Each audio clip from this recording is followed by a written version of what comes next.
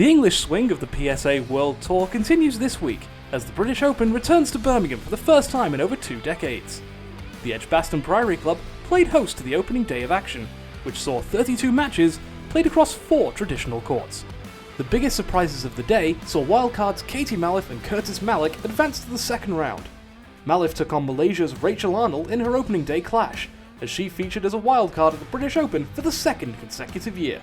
Yeah, I'm really pleased with it. It's the first time to get through to the second round of the British Open, so it's a mini win for me. But yeah, I'm pleased with how I played, and I knew I had to play well because she's like anything loose she can put away really easily. So pleased to come out 3-love there. Curtis Malik also downed Malaysian opposition, as he got the better of the in-form Ian Yao Ng. The world number 21 was coming off a quarter-final appearance at the Optasia Championships, but Malik was able to win in straight games. He came back from 8-5 down in the second to keep up his momentum. Yeah, that's probably the biggest win of my career so far, so yeah, I can't compare that. Thought I put together a really good performance there from start to finish against a quality opponent who's obviously in form as well, so yeah, really pleased to get through that match, especially in 3 games as well. His reward is a clash with the 2-time defending champion Paul Cole on Monday. Yeah, really looking forward to that. I don't think I've even met the guy before, so to be on the same court tomorrow, I'm just going to show him how well I can play, and push him as hard as I can. I've got to believe I can win again. So yeah, looking forward to it. Younger sister Tori was the second wildcard in the women's event, but Japanese number 1 Satomi Watanabe proved to be too much for the young Englishwoman. Watanabe won the opening 2 games quite comfortably, but Malik fought back and had her chance to take the match to a deciding game. However, the world number 21 saved game ball in the 4th before going on to clinch victory in the tiebreak. I really struggled today until the end. Even if I was 2-love up, I knew she's going to come back. I was always underdog until really recently, or even now. And then all of a sudden I have to face someone who's younger than me. She's like upcoming star, and then I was really nervous. So I think mental-wise I was really prepared, but sort of not prepared. Yeah. Germany's Rafael Kandra saw off the other wildcard in the tournament, England's Simon Herbert, in a tense 5-game battle. The Englishman, buoyed on by the home crowd, took the opening game on a tiebreak, 12-10, before the German number 1 fought back. I was here actually earlier. I came here 2 days earlier to practice with a friend, Joe Macon. And the first day he said we have some practice games with Simon Herbert and George Parker.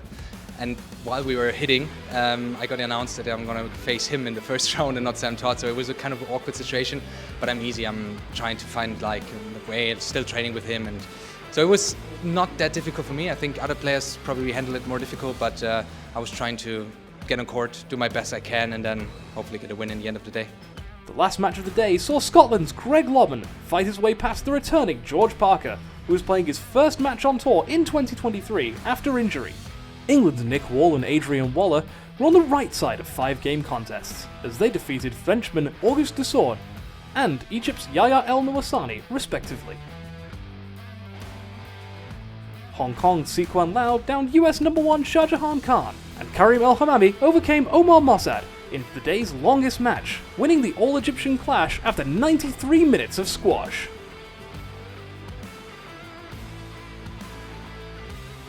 The last man to win in 5 on the opening day was the informed Baptiste Massotti.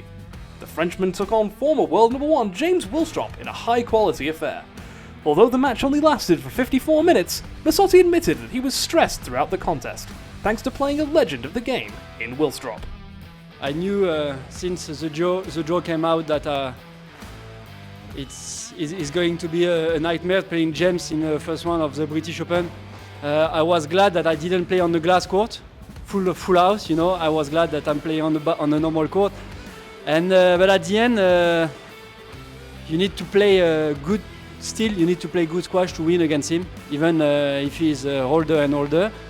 But I think he's he's a legend of the game. So I growing up watching his match, and his squash is so accurate, and he's sweating squash. He's he's squash. James is squash. So I was stressed.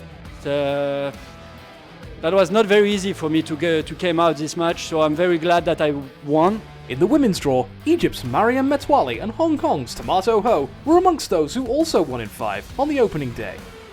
Metwali featured in the first slate of matches at midday and got the better of Hong Kong's Ka Yi Lee in the 5th game tiebreak. Actually, I have been struggling with an injury since black ball, so I wasn't training my best ever.